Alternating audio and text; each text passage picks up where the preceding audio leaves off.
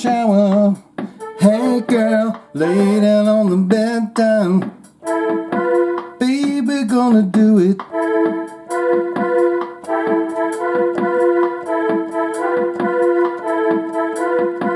What we gonna do, baby? What we gonna do? We gonna jive talk. It's peachy jive talk. We're not gonna do anything else but heavy metal news and jive talk.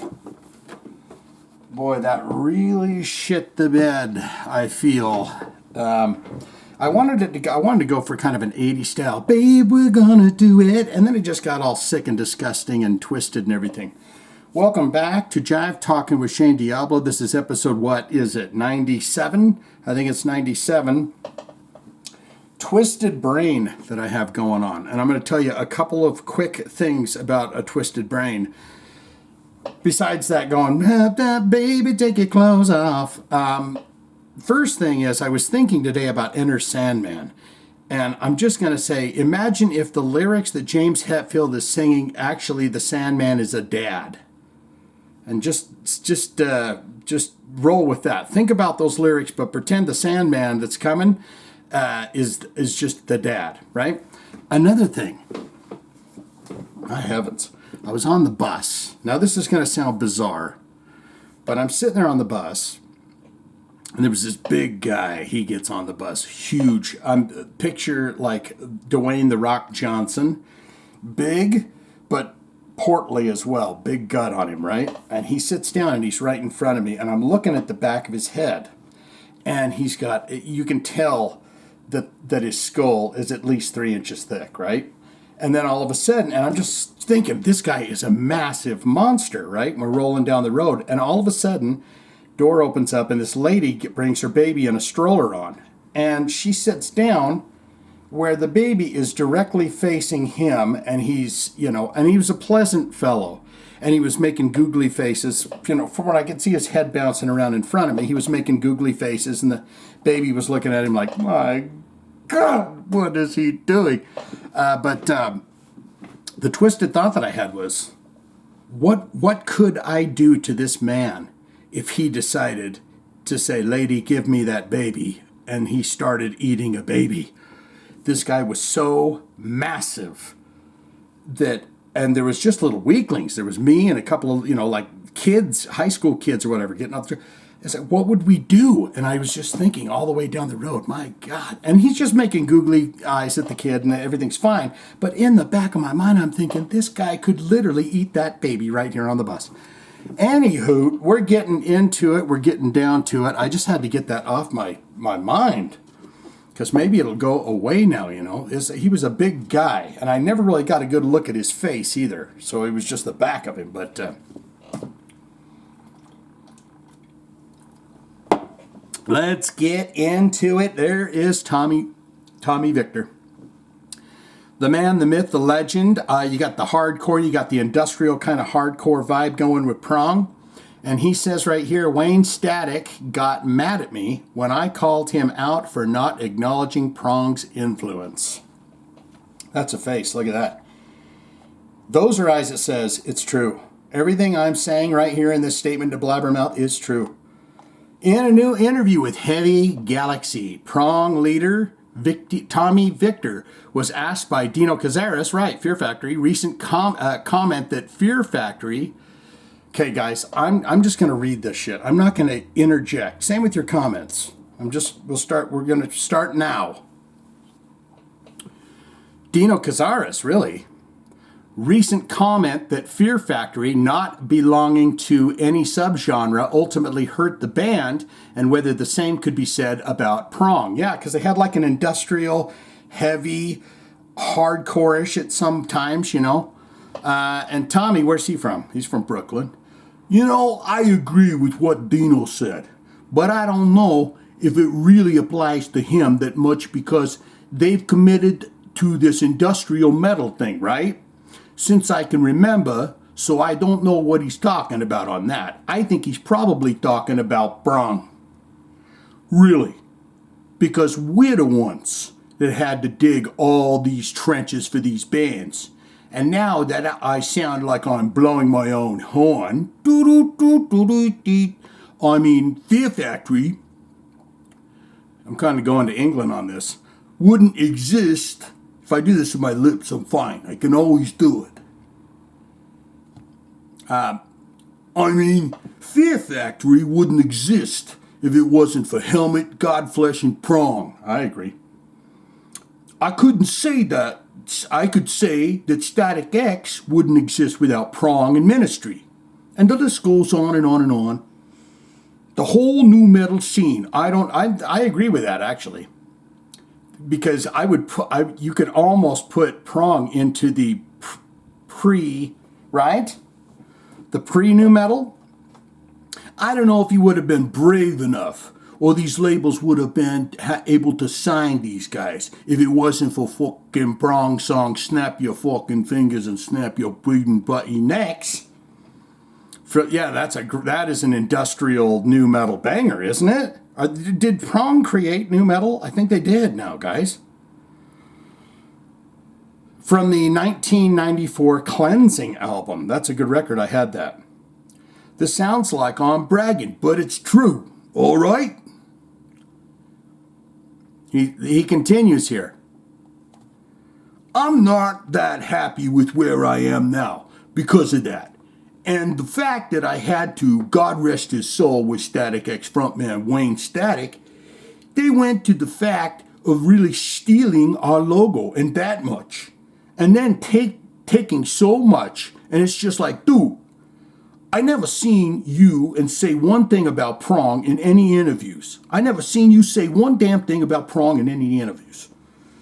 And he got all mad at me. So that was kind of the stuff would always annoy me. The hell out of me, quite frankly. It would always annoy the hell out of me, quite frankly. Now, I'm older and I'm just trying to get through life, okay? Life's a real fucking bitch, I'm telling you. And I have a bunch of kids, and they drive me freaking crazy every day. Give me the Pokemon, give me the goddamn Pokemon. So I don't really worry about it that much. But yeah, that's been the story of the band. Oh, guys, I can't do it with my lips up front. But yeah, that's been the story of the band from the beginning. We did all this stuff, and everybody was just like, what are these guys doing? And then later on, we're picking up on all what we were doing and then capitalizing on it. He's a little bitter because, and he's not wrong, but, you know, these bands pop up, and they should have just said Prong was one of their favorites, right? Victor previously talked about Prong's influence on other bands last month in an interview with blabbermouth.net. Asked if he thought a lot of other groups owed a debt of gratitude towards Prong. I didn't breathe the whole time I said that whole big line. Tommy said, it was a little frustrating later on. I wasn't really listening to that much stuff, but I remember when Limp Bizkit came out, people said it was rap music with Prong guitar parts. I listened and I said, I don't get it. But when Static X came out, forget about it, huh? I thought, okay, Jesus, I won't say it's plagiarism, but it got very close.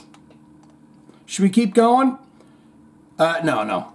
Let's move on. Guys, we've got an issue here because we got two stories. We're going to try and rip through these. But Rich Ward, I found this interesting because here's Ronnie Romero, fantastic singer, sings all these wonderful tunes all the time. He talks about he's been very disappointed with certain legendary musicians, right? And then this story right here from Fozzy, Rich Ward, he says, I have had a lot of bad interactions with famous musicians. So I'm wondering if there was some kind of a gala that they went to, right? They went to some kind of a gala, and, you know, they ran into a bunch of musicians, and they went, geez, I thought this guy would be great, but he's a real damn dick, right? So let's see what's going on. Rainbows, Ronnie Romero. Where's he from? Very disappointed in how certain legendary musicians behave on social media. Okay, maybe this is more about his social media and the other guy's not. Maybe the face-to-face interactions with Rich Ward, right? In a new interview with Steve Mascord, White Line Fever TV, Ronnie Romero spoke about how he deals with the online criticism he has received from fans of the various bands he has played in, which include Rainbow, MSG, and Vandenberg. 41-year-old singer who is originally from Chile but is now settled in Romania. He's a freaking vampire. After living in Madrid, Spain, this guy travels the world, the globe. Man. For a number of years, said, as transcribed by Blabbermouth, obviously you have this kind of fan base. Oh, this is just is this an interview? Obviously, you have this kind of fan base of all those bands I was playing with, and obviously everybody has an opinion on everything, which is okay for me. I really learned how to deal with that. But at the time, at the beginning, you need to think that I was just a normal guy from South America, coming to Europe to try to make a living, not even on the music. I was not interested to make music at the time. I was having, let's say, a musical life because I was born and I grew up in a family of musicians, and I used to have many bands. My bands when I was in school and in the university, the wonderful university I went to, and all that kinds of stuff. But I was not interested to form a band and to have a musical career in Europe. I was just moving to have a chance, a better chance than normally a South American guy has in this continent. Sorry, pardon me, I didn't mean a continent, I meant continent. He continues.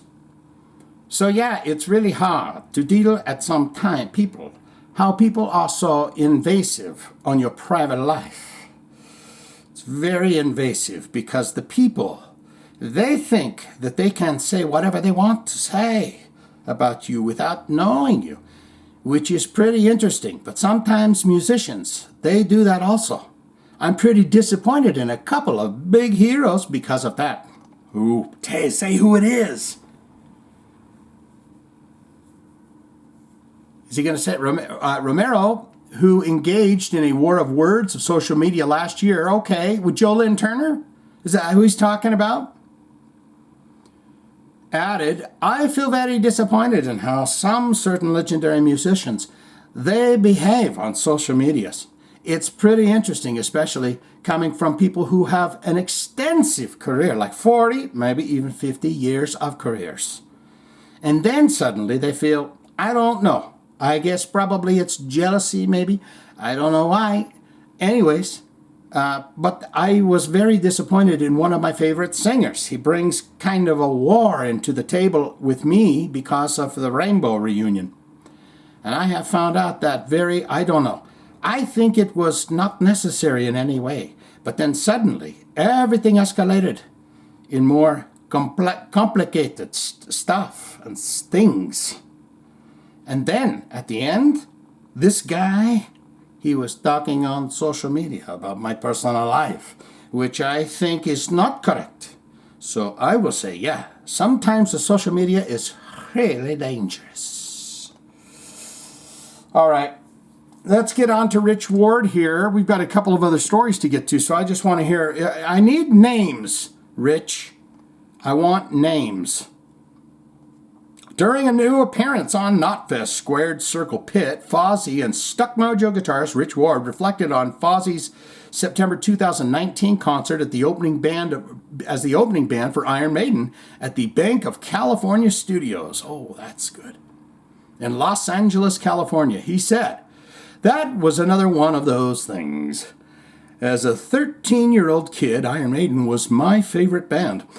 And I'm opening for Iron Maiden? Get the hell out of my way. Main support? Wow. I'm standing on the floor that's got all of the, how everything is, all the branded, and they've got the stage props and everything behind them. But then I'm trying not to get in the moment too much because I don't want to go selfie, look where I'm at. I don't want to be the guy because I want to keep it in check. Elaborating on why he makes a conscious effort to stay grounded more than 3 decades into his career, Ward said, well, let's think about all the crazy people in the music industry that let that get to them. I've had a lot of bad interactions with famous musicians over the years that I was a fan of. I tried to meet them because I'm a fan. At my core, I'm a fan. I'm still that 13-year-old kid standing in front of the mirror playing guitar. I'm still a fanboy. And I've had some bad interactions. And those are always because somebody forgot that they didn't cure cancer. They forgot that this is a privileged life, the entertainers. People in our business could have it all a good way. And it has. I don't know what the hell happened there. Did I just read it wrong, or are you reading along? You look at bands like Quiet Riot, who were the biggest band in the world, and 2 years later, they were playing clubs again. It doesn't last forever. None of this stuff is guaranteed, and those bad experiences with people have taught me.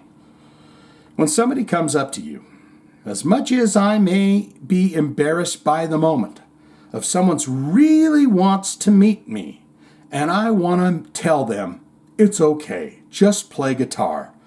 But I want to honor that moment by listening to them and stopping what I'm doing to give them that moment. Because for them, it is important, because I made a song or I was part of something that they enjoyed. And I don't ever want to take that away from them. And probably over the 25 or 30 years, 32 years that I've been doing this, I'm sure that I've had a bad interaction. But I make it a point when people try to talk to me that I almost never, blow it off as insignificant or make it trivial. Where is the names? I see Bruce Dickinson in there. Let's just scan over this. Wrathchild. Oh, he knows the Wrathchilds. Oh. Yeah, let's move on. Let's move on a little bit. Because we got 2 more stories to get to, people, and your comments, okay? So we're going to move it along. I need names of... I was hoping there would be a connection there, like this guy, bing, yep, they're all saying the same guys. Megadeth's Dave Mustaine, people are losing their minds over how things are going with Timu. I told you, and and to be honest, Kiki doesn't need to be sitting at home and listening, seeing all this shit. Because he still picks up his phone. He's connected to the rock world. He's got his YouTube page. So this is, and then he's turned around, he's seeing Dave every which way but loose going, Timu's doing so good. And let me get a drink of this real quick.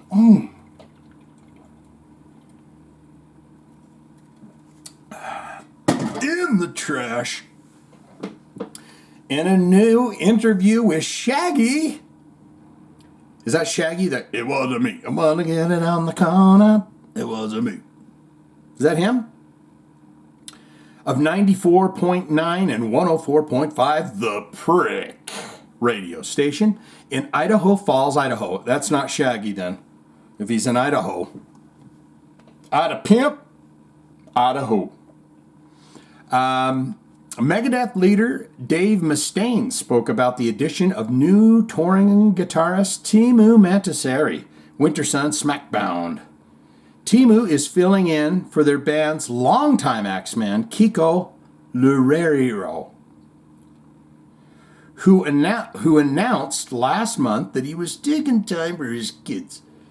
That he would sit out this leg of Crush the World tour in order to stay home with his children back in Finland. Regarding the latest guitarist switch, Dave, as transcribed by Blabbermouth, says, "We currently have a guitar player situation where our current guitar player is a man named Timu Mantasari, And our regular guitar player is Kiko Loureiro. Kiko and some issues. Kiko had some issues. He went home and Timu came in. And people are losing their minds over how things are going right now because we have a really good chemistry going. Oh, good. Kiko don't want to hear that. Kiko don't want to hear that. But, I mean, the guy's a badass. He's been every bit, Angra, he's been everything he does. Kiko he can go do whatever he wants. But it's still, he loves Megadeth. So, we don't need to be hearing about Wish You Were Here, but by the way, we're having a damn great time without you. According to Mustaine, Megadeth has been able to change up its set list a bit as a result of the guitarist switch. We've got a bunch of songs from our catalog that we're playing. A bunch of new songs, too. This is going to be one of these. Kiko never wanted to play those. We've been able to add a bunch of songs to the set because Timu was a metal fan. Kiko did not grow up baptized in metal. Oh, Jesus.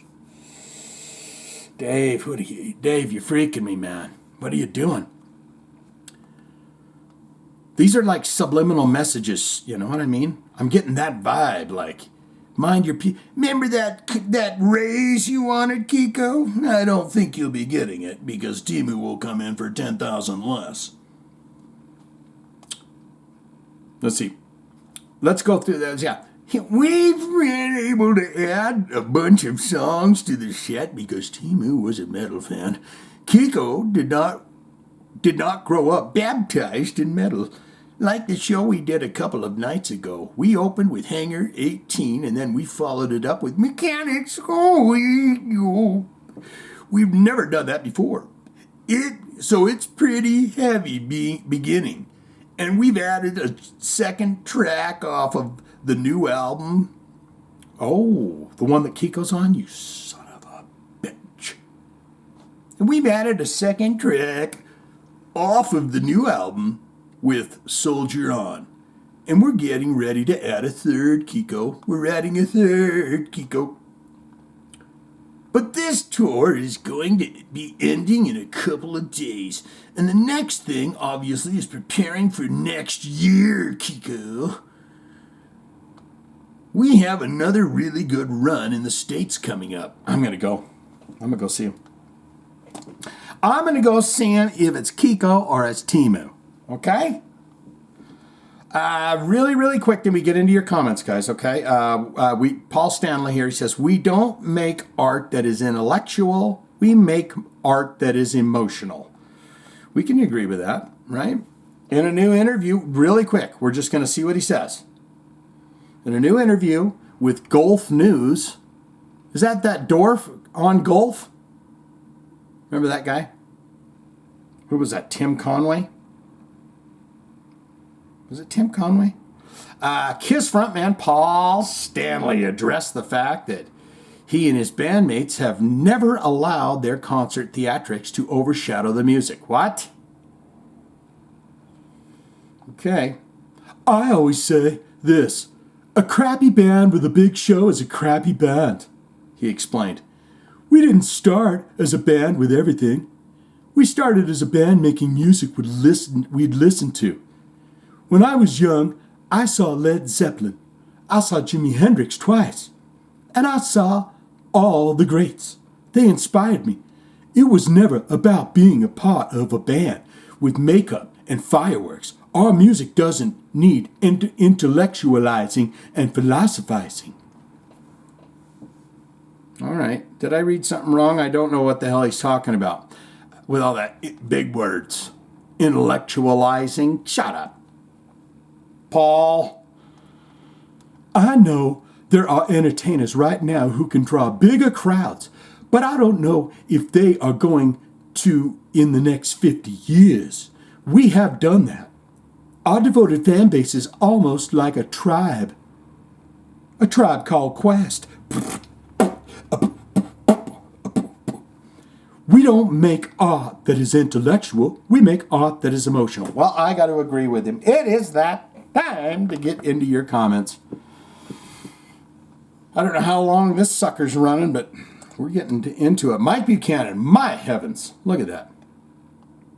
The only thing that's great, that's terrible about reading the comments is that the text gets smaller from the other, big sloppy stuff. Mike Buchanan coming in as we head down the road into October now. This week's movies that are bad, but we love them anyways. The horror edition. Okay. I went with a double feature of Critters and Munchies. It's fun. Critters, in my opinion, is the first of the 80s movies trying to ride the coattails of Gremlins. Okay. Somebody get down there and list all the rest of them, because there was a whole bunch of them. And boy, oh boy, didn't disappoint when it comes to bad movie criteria. Although Critters does have some actresses that do become more well-known later in their careers based upon a group of rolling hairball aliens that escape. Guys. Let's see.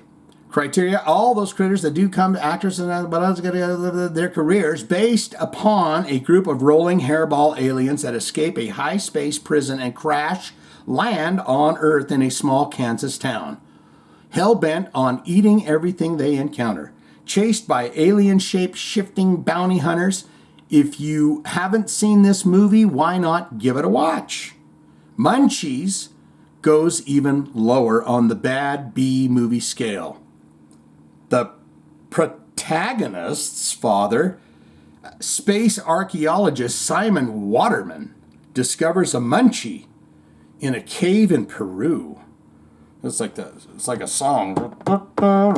Discovered a munchie in a cave in Peru. Bringing the specimen back to the United States, the alien get alien napped by Harvey Korman. There you go. That's Tim Conway, Harvey Korman, Carol Burnett, Cindy Thompson, Vicky Lawrence. No idea who thought he was a good choice. He plays twin brothers. Oh, he plays twins. One good, one bad. Munchies are a little alien species that multiply when cut into pieces. Sounds somewhat familiar, Gremlins? It's a funny, fun time as the little guys just wreak havoc upon a small town. Another one of those dumb but must-watch movies. Yeah, anything with little critters in it, you got to give it a try. And big critters, too. How about the Tremors movies? Now, on to Kiss. They happen to be the bad that I have... They happen to be the bad that I have seen the most in concert. They happen to be the band. Okay. Starting in 1983. I have seen them on every tour since... What? Tour. Seen them on a tour and twice on the End of the Road tour. Do I think Kiss is a great band? No. Do I think they put on one hell of a live show? Yes. Their music is simple but fun to listen to. Yes, 100%. While it's good to suck when they finally... while it's going to suck when they finally end the tour. Jesus, guys, I'm sorry. I finally understand they just can't do it anymore. I mean, it's a lot. I totally forgot that Blaze was in Iron Maiden for a while. 90s, I believe. Again, I'm not a huge fan of the band, but I do like some of their music. Not familiar with the Blaze era. Well, apparently from the cells, no one it really is. Mike Buchanan here. Most humans undergo a vocal change when they get older. And how older were you when you learned that Dawn is 70? Me, I was today years old, 70. I give him credit just for getting out there on the road. I only ever saw Dokken once in concert, Saw them on the 1988 Monsters of Rock tour. I saw that on TV. I still remember all the bands. Read them off, baby. But I know them.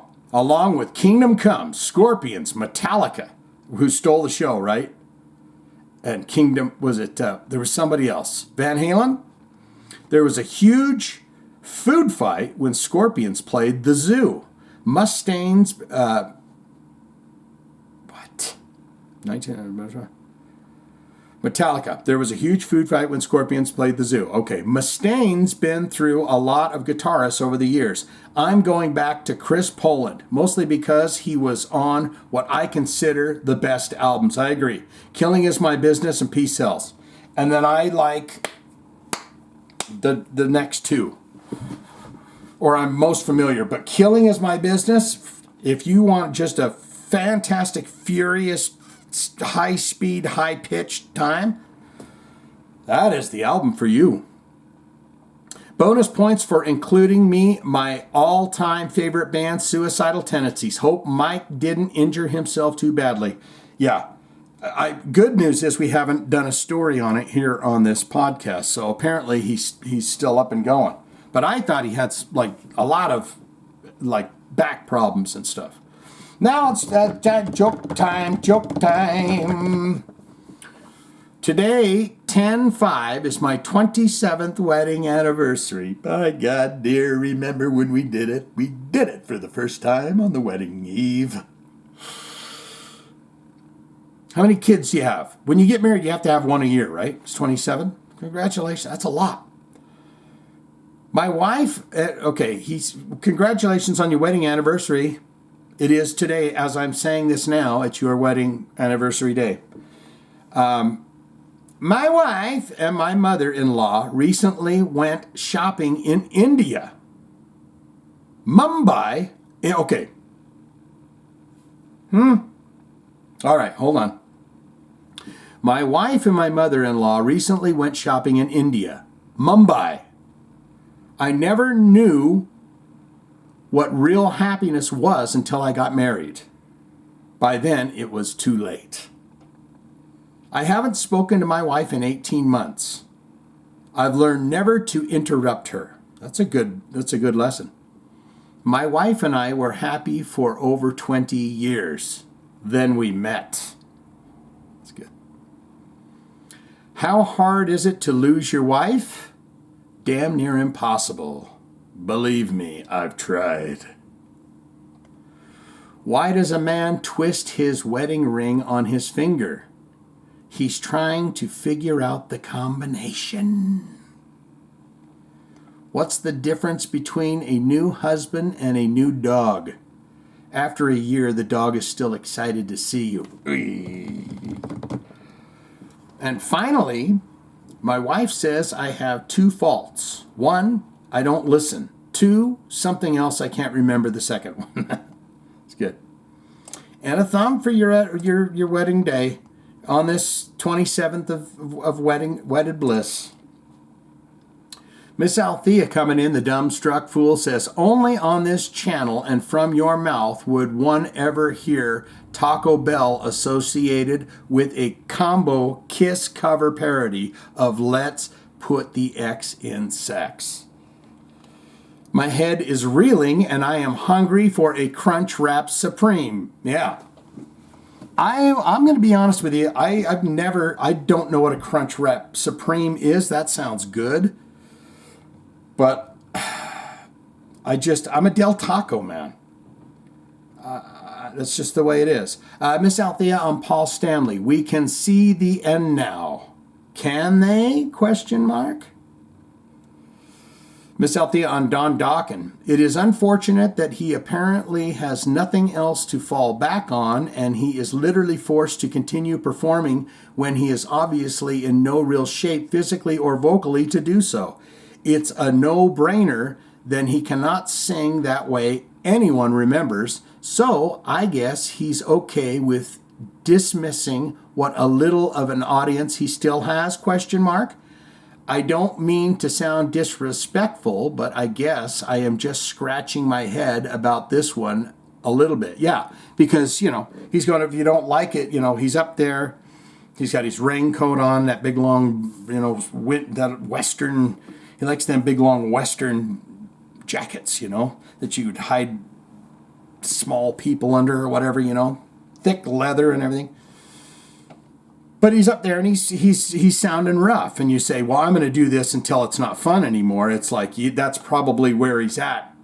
Is just I'll play until there's one person left in the room. Miss Althea on Dave Mustaine. I do recall the incident of Marty reading, or rather translating, a letter written in Japanese to Dave while they were riding together in a cab. I am honestly not sure if you did an autopsy on it. I thought it was just a fan letter, though, and the female was going... What? And the female was going, basically calling you... Going off on Dave because she thought he was a jerk when she met him. Yeah, I don't know. I thought he was reading like a love letter. And he's like, look at what, my girlfriend sent me, Lucy. And he was reading it.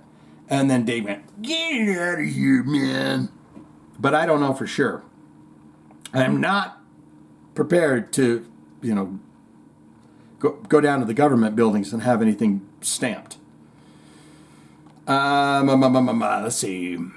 A fan letter was going to thought he was a jerk. I kind of remember Marty saying something along the lines of, she is a memory, is totally a completely faulty on this. What? Oh my God. She is basically calling you an asshole in the nicest way a Japanese person can. Oh, okay. Apologizes to the viewing, listening audience at large if Shane can't get the words out of his mouth. My memory is totally and completely faulty on this. Yeah. Miss Althea, I happily endorse Mike B's bad movie recommendation of The Brain Eaters. How could you possibly go wrong with Leonard Nimoy? May he rest in peace. Is he dead? I thought he was like 112 or something. They were lying about them Vulcans, weren't they? When they said they live forever. The trade-off was you don't get any emotions, but you can live forever. That's a pretty deep thought, isn't it? Would you rather have emotions, or would you rather live forever without emotions? Don't tell me we don't talk about deep things on this channel. How could you possibly go wrong with Leonard Nimoy? May he rest in peace. A plot that takes place in a small town in Illinois? Question mark. This coming from someone born in a small town in Illinois. Yikes. There you go. I'm starting to, well, okay, let's see. Jeremy Miller coming in. He says, good job. Thank you. Thank you, buddy. Levi coming in here. Okay, I know I've said this before, but that was the best intro yet. You're really going to be disappointed in this. You get the heart and the thumb. And Levi again. Hi, Shane. What was the date and state you last saw Kiss where it wasn't Peter Criss playing the drums? I want to say it was Las Vegas. I don't remember the year. I'm so bad with years. But I want to say it was the first go around or the second. I can't remember. 96, 98, 97. I don't know. Whatever that year was when they all got back together again. So you tell me. Because I'd be interested if you come back and go, because I was at this show and I saw the same thing. Or was I just high on that peyote that we took that night? Anyways. Philvipin comes in. I love your reactions, especially those on Twisted Sister. Thank you, my friend. You're getting a heart for that. And then Whitebread, our friend Whitebread coming in. The voice impersonations were on point today, Shane. British Lion is just a silly name to me. That's Steve Harris's band. Okay, we out. We're going to free ball. Pardon me? Not free ball, free bass. No, not free bass, free jam. just give me a good beat, man.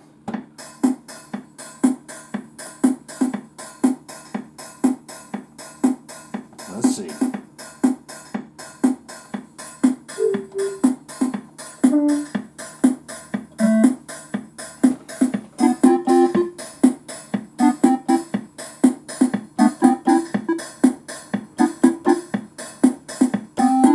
Now in the street there is violence and a lot of work to be done.